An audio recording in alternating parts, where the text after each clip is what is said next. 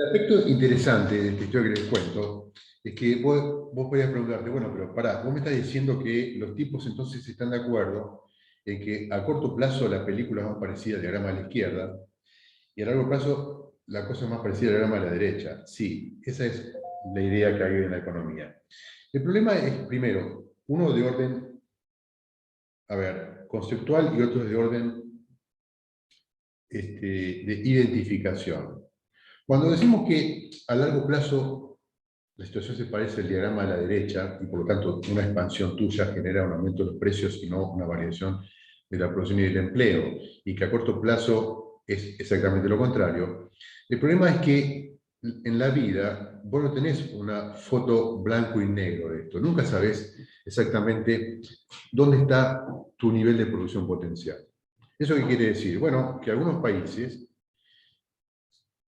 Estados Unidos es bien conocido por eso, pero muchos otros también, tienen estimaciones del nivel de producción de pleno empleo. Pero eso no es una cosa que vos puedas observar. Lo que vos podés observar en cualquier país del mundo, a través de la estadística económica, es cuál es el nivel de producción efectivo de la economía. O sea, la cantidad de servicios que son efectivamente producidos y comprados por alguien. Pero no conocés la producción potencial.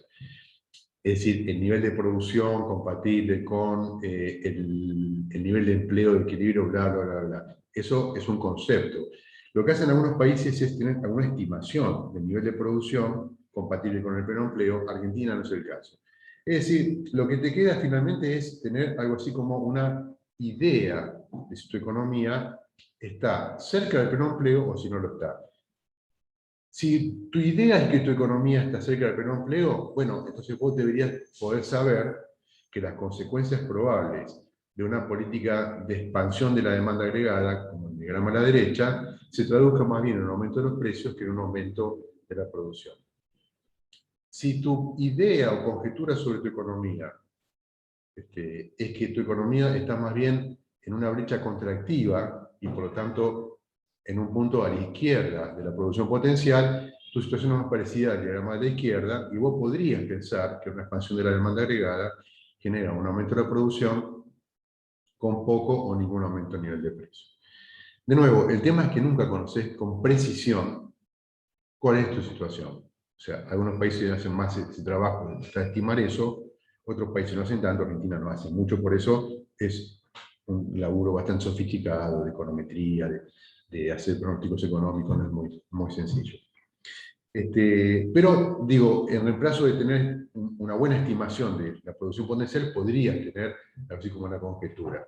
Mi sensación es que en Argentina solemos relativizar bastante este punto de vista, pensando que casi siempre vos podés hacer una política fiscal expansiva, hasta que nos arden las naves, porque se nos acaba el crédito, o porque la última política fiscal expansiva que te queda, que es la emisión, hace que la gente se te enoje, tus votantes se te enojen, porque sienten que la inflación que eso genera hace un descalabro en la vida cotidiana y vuelve a todo el mundo un poco más pobre.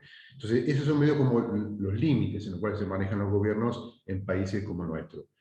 Eso por un lado. Por otro lado, les decía, aun cuando los economistas están de acuerdo en que a largo plazo la cosa se parece al diagrama a la derecha y a corto plazo se parece al diagrama a la izquierda, a ver, hay alguna matiz sobre esa historia que yo les quiero contar.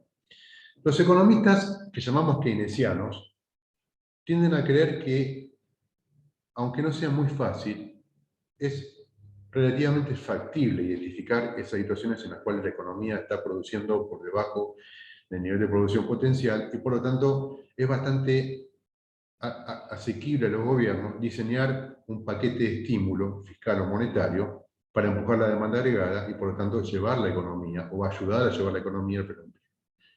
Los economistas de orientación más clásica, en cambio, creen que, primero, los precios no son tan rígidos como suponen los economistas keynesianos. O sea, el supuesto de los economistas keynesianos es lo que les conté hace un ratito, que vos podés evitarte esperar que la deflación corrija el desequilibrio económico, impulsando la demanda agregada y, por lo tanto, suavizando el camino al pleno empleo. ¿Por qué puede hacerlo? Bueno, porque los economistas keynesianos suponen que si vos expandís la demanda agregada y los precios están fijos o relativamente rígidos, eso genera un aumento del producto más que un aumento de los precios. El argumento de los economistas clásicos es, mira, no existe tal cosa como los precios rígidos. Es decir, no creemos que los precios de la economía se comporten como los economistas keynesianos dicen que se comportan.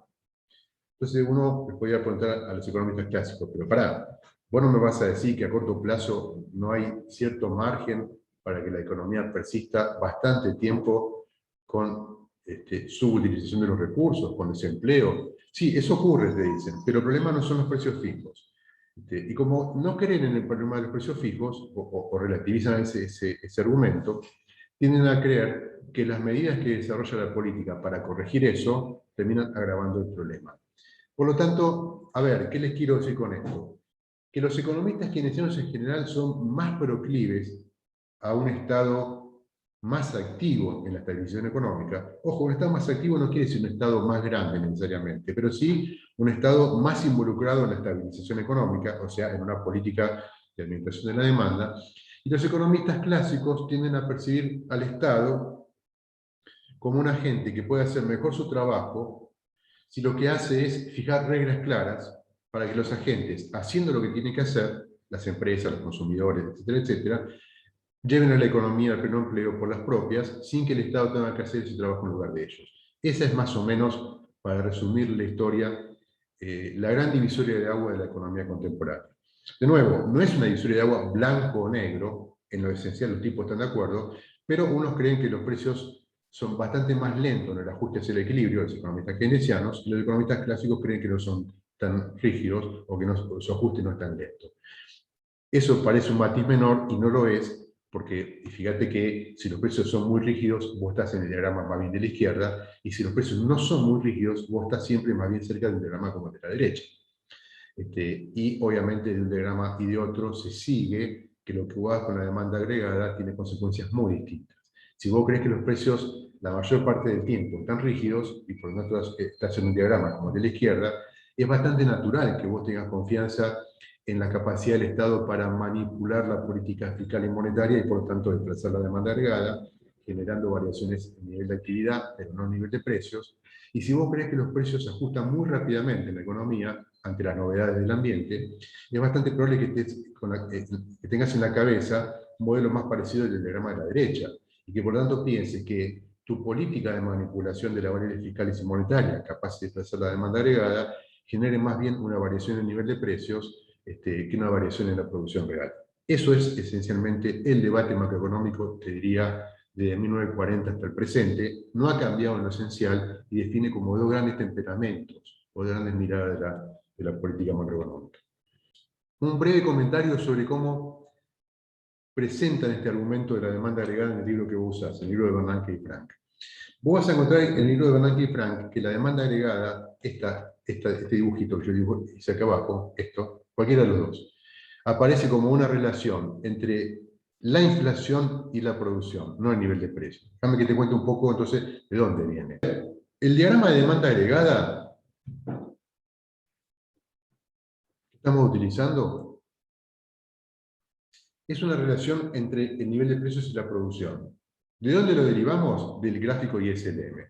Dejamos variar los precios, la variación de los precios desplaza la LM, el desplazamiento de la LM varía la producción de equilibrio, donde se intersectan la LM y la IS, y eso es lo que te genera la demanda agregada.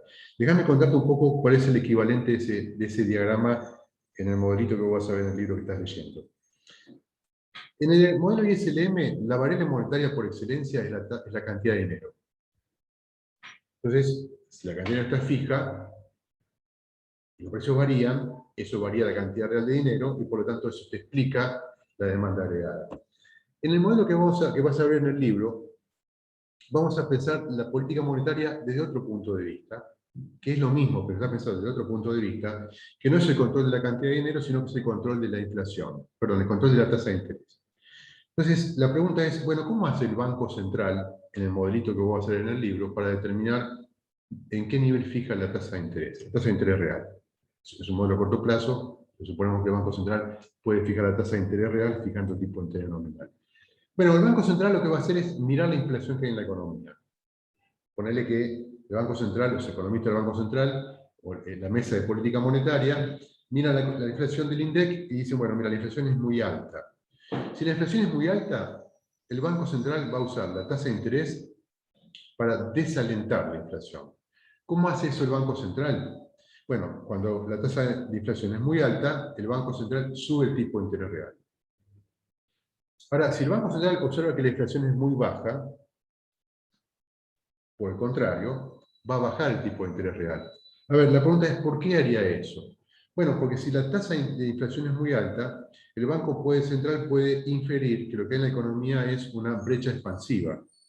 Si la inflación es muy alta, eso quiere decir que el nivel de gasto de la economía es demasiado alto para el nivel de producción, y por lo tanto la manera de evitar que eso presione de manera continuada sobre el nivel de precios es quitarle aire a la economía, al gasto. Igual le quitas aire al gasto de la economía, aumentando el tipo de interés real, que como ustedes saben, influye sobre las decisiones de consumo y de inversión. Ahora, si lo que ocurre es lo contrario, si el nivel de inflación es demasiado bajo, o sea, es demasiado bajo en relación a cierta meta de inflación que tiene el Banco Central, lo que te está indicando eso, si la inflación es muy baja, es que en la economía está ocurriendo una deflación. Entonces, el Banco Central puede responder a eso con una baja del tipo de interés real para que eso, al revés que el otro caso, aliente el aumento del consumo y la inversión, eso aumente el gasto planeado, eso aumente la producción de equilibrio y por lo tanto restituye el pleno empleo. Es decir, podemos resumir eso diciendo que el Banco Central opera o actúa como si estuviera equipado con una regla monetaria o una función, como la llama el libro, de reacción de la política monetaria. ¿Cómo sería esa regla? Bueno, según esa regla, el Banco Central fija una tasa de interés R minúscula, miren lo que está escrito en pantalla, que es igual a la tasa de interés real de largo plazo, ahora les cuento qué quiere decir cada cosa, multiplicada por una constante arbitraria, G, no importa, que está multiplicando a la diferencia entre la inflación existente y la inflación objetivo del Banco Central. Ejemplo. Si el Banco Central observa que la inflación que existe en la economía es la que ellos consideran adecuada, eso se llama inflación objetivo, ese término que está entre paréntesis es igual a cero, porque la inflación pi observada es igual a pi estrella, que es la inflación objetivo. Suponete que el Banco Central dice, mi inflación objetivo, esto va a parecer Suiza, lo voy a comentar porque no se parece mucho a Argentina, es del 5%. Si el Banco Central lee en el reporte del INDEC que la inflación de hecho es el 5%, entonces eso quiere decir que la inflación que hay en la realidad es igual a la inflación que el Banco Central cree que debe haber. Entonces todo ese término que está entre paréntesis es igual a cero. Cuando eso ocurre, te queda G minúscula por 0 es 0, entonces el Banco Central fija una tasa de interés real, R igual a R estrella, que es la tasa de interés de equilibrio de largo plazo o de pleno empleo. ¿Qué quiere decir equilibrio de largo plazo? Bueno, es la tasa de interés que iguala el ahorro y la inversión o la producción y el gasto en pleno empleo, o sea, en la línea de producción vertical acá. Sería la tasa de interés compatible con esta producción del pleno empleo, con la oferta agregada a largo plazo. Ahora, fíjate, ¿qué pasa si la tasa de inflación es más alta que el objetivo? O sea, si pi, poner que el Banco Central tiene un objetivo de inflación del 5%, suponete que G vale 1, es una constante arbitraria, y el Banco Central observa que la inflación en vez de ser 5 es 7%. Suponete que la tasa de interés de equilibrio de la economía es del 10%. 10%.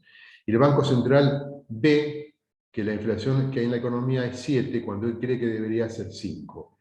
¿Qué tasa de interés va a fijar el Banco Central?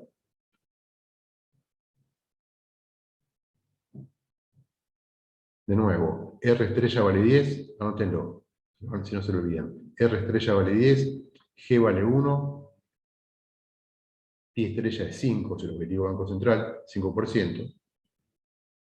Y el Banco Central observa en la economía una inflación pi, esto, del 7%. ¿Qué tasa de interés fija? Del 12.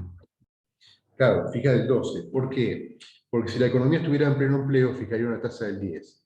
Pero como la economía está recalentada, fija una tasa de interés más alta. O sea, le corrige a la tasa de interés de largo plazo con una sobretasa, porque considera que la economía está enfrentando una inflación de demanda, como se suele llamar en el lenguaje antiguo, o en el lenguaje del libro de texto de ustedes, una brecha expansiva. Y lo contrario si fuera una brecha contractiva. Es decir, eso se llama regla de política monetaria. Ustedes me preguntarán, ¿por qué hace eso? ¿Por qué se presenta así? Bueno, porque es más intuitivo, pues, ¿por qué presenta así el tema del libro que ustedes leen? Porque es más intuitivo pensar al Banco Central siguiendo una regla de política monetaria que pensar en el Banco Central con un objetivo de cantidad de dinero, que es lo que está implícito en el modelo ISLM. Acuérdate que en el modelo ISLM yo dibujo esta cosa, la LM, para un cierto nivel de precios, eso es algo que pasa en la economía, algo que está pasando en la economía, no tiene nada que ver con el gobierno, y una política de gobierno que es la cantidad de dinero. A ver, es lo mismo, es lo mismo. Yo dibujo un diagrama de oferta y demanda de dinero, es lo mismo pensar la política monetaria como una política relativa a la oferta de dinero, a M, o una política relativa a la tasa, que es donde la oferta corta la demanda. Pero desde el punto de vista intuitivo, es más fácil comprender para el público y también para nosotros, estudiantes de economía, la política del Banco Central como una política comprometida con la tasa. Listo, es lo mismo. Ustedes ya saben que una cosa y la otra son las dos caras de la misma moneda. Ahora, ¿cómo reconcilio esto con mi modelo de la demanda agregada? Bueno, vuelvo un par de clases de atrás. La producción de equilibrio en la economía, ¿te acordás? Era esto. Si yo tenía una economía definida por el consumo exógeno, la inversión exógena, la compra de gobierno que es una variable política, los impuestos, el multiplicador y una cierta tasa de interés, esto definía la producción de equilibrio de la economía. Ahora, fíjate, adentro de la producción de equilibrio, yo tengo un montón de parámetros, todo esto, C minúscula, C sub 0, C minúscula de nuevo, T sub 0 que son los impuestos, I sub 0 que es una variable exógena, G sub 0 que es una variable exógena, estos dos parámetros que serían A de la función consumo y B de la función de inversión, pero tengo una incógnita que es R. Y la verdad que yo te decía, esto se resuelve o bien porque te dan R y te preguntan cuánto vale I dado R, o bien te dicen cuál es el nivel de R para que I sea tanto, o sea el nivel de pleno empleo. Bueno, a ver, ¿qué podemos hacer con esa ecuación? Reemplazar R por esta expresión, que es la que acabamos de ver, la función de reacción o regla monetaria. Si yo reemplazo esto acá, o sea, reemplazo esta R por esto, me queda esta expresión. Ahora, fíjense un poco esa expresión ridículamente larga que está ahí abajo, no la van a usar casi nunca ustedes, porque en los ejercicios aparecen directamente números, no aparecen todas esas letras. Ahora, fíjense una cosa interesante. ¿Cuántas variables hay en esa expresión que no son constantes o parámetros?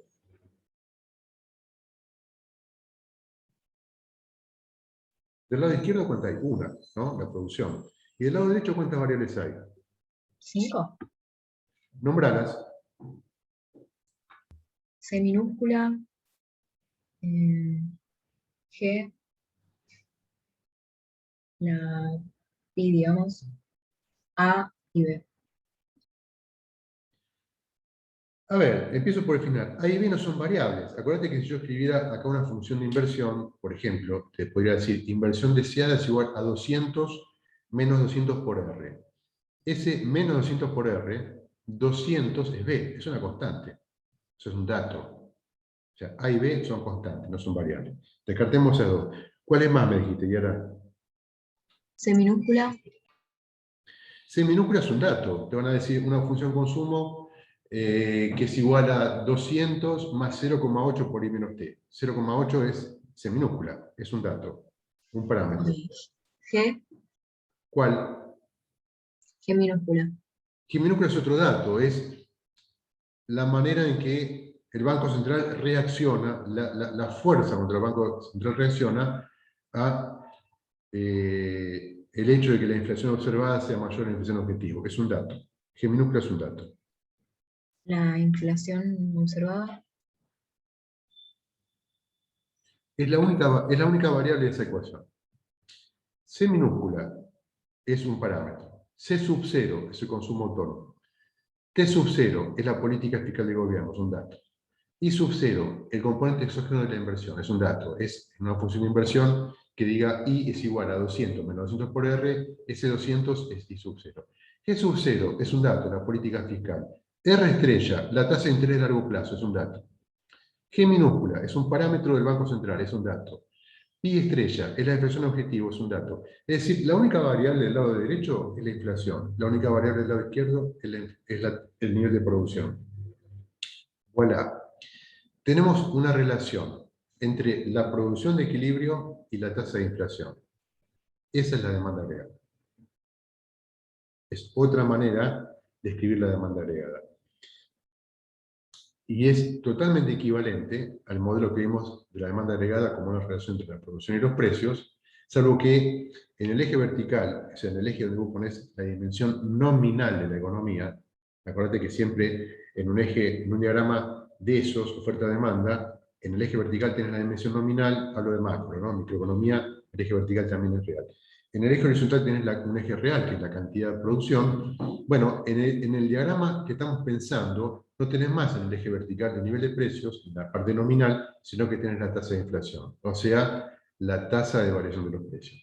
Y por lo tanto, en el modelo oferta agregada, demanda agregada, que estamos pensando para esta manera de presentarlo, la oferta agregada vertical sigue siendo a nivel de producción potencial y con la rayita arriba, pero la oferta agregada de corto plazo, o sea, esa línea horizontal que vimos hace un ratito, esta,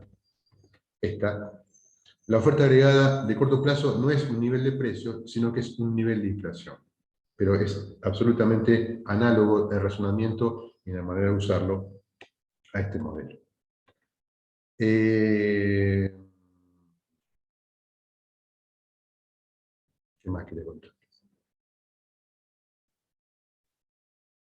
Bueno, ahí está dicho un poco lo que les contaba antes, ¿no? Que los keynesianos tienden a priorizar el argumento de la rigidez nominal de los precios y por lo tanto creen que la economía no ajusta rápidamente a corto plazo y por lo tanto son bastante escépticos sobre los mecanismos de autocorrección de la economía y por eso son partidarios de la política macroeconómica más inactiva, tanto de la política fiscal como de la política monetaria.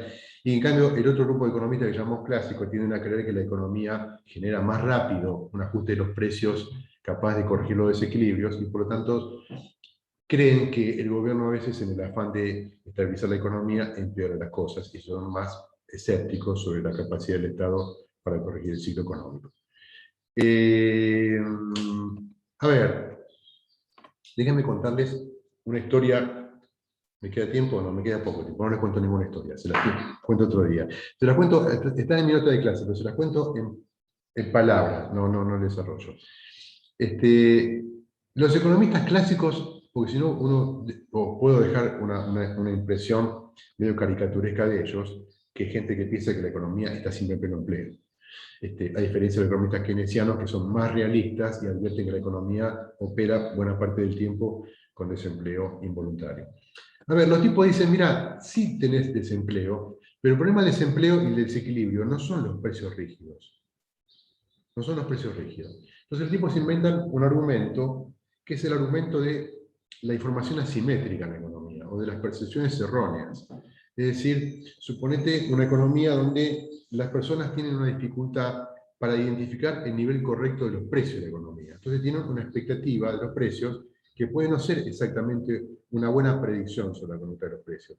Entonces, ese problema de predicción hace que vos en la economía tengas una oferta agregada de corto plazo, no horizontal, como la oferta agregada que viste hace un ratito, que es la más de estilo keynesiano, la de los precios rígidos, sino una oferta agregada con pendiente, esta que ves acá. Esta oferta agregada que ves acá, que tiene pendiente positiva.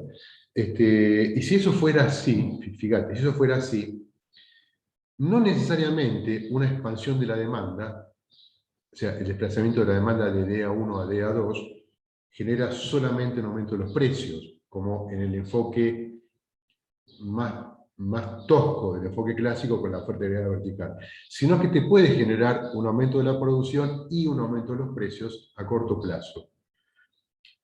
¿Por qué? Bueno, porque las percepciones erróneas de los agentes los hacen producir más, creyendo que lo que ellos ven no es un aumento en el nivel de precios, sino que es un aumento en el precio relativo del bien que venden. Como creen que eso es un aumento del precio relativo, producen más, contratan más trabajo y por lo tanto la economía se desplaza de I rayita a I sub 1. Pero eso es un producto de la percepción errónea que tienen los agentes que confunden un aumento en el nivel general de precios con un aumento de su precio relativo. Es decir, leyeron mal la inflación, creían que la inflación iba a ser más baja de lo que es. Cuando incorporan la nueva información en sus decisiones, obviamente ese fenómeno desaparece y la economía vuelve a un punto como este de equilibrio de pleno empleo. Es decir, el modelo clásico también tiene una explicación de las oscilaciones de corto plazo respecto del nivel de pleno empleo, salvo que no le adjudican esas oscilaciones a los precios rígidos, como los economistas keynesianos, sino a las, digamos, a las misperceptions, como llaman ellos, ¿no? A las percepciones erróneas del nivel de precios en la economía. Les decía, el lunes no los veo, descansan de mí, yo descanso de ustedes, nos descansamos recíprocamente y nos encontramos el 18 para ver cómo ponemos en juego todo esto, para explicar el gran tema de la economía contemporánea, que es el modo en que la política económica enfrenta los problemas simultáneos de la inflación y el desempleo.